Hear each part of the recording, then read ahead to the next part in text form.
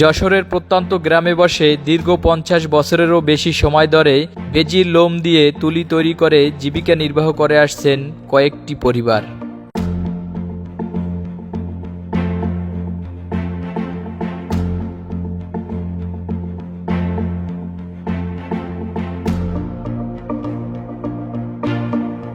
এই ঐতিহ্যবাহী পেশাটাকে মাত্র কয়েকটি পরিবার এখনও টিকিয়ে রেখেছেন। পুরুষের পাশাপাশি নারীরাও নিখুঁত হাতে এই তুলি তৈরি করেন।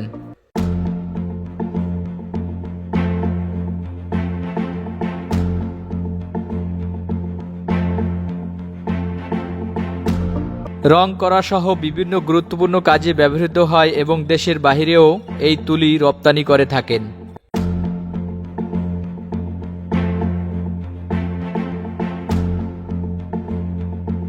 বিভিন্ন সাইজের ছোট বড়, দামি ও কম দামি তুলি নিখুঁতভাবে তৈরি করেন বাড়িতে বসেই।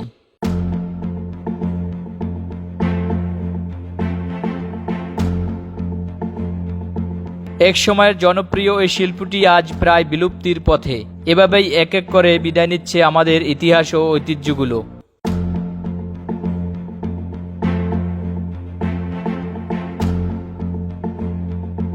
একটি তুলি তৈরি করতে রং, কাঠ, পিন, বেজির লোম সহ অনেক কিছুই ব্যবহার করা হয়।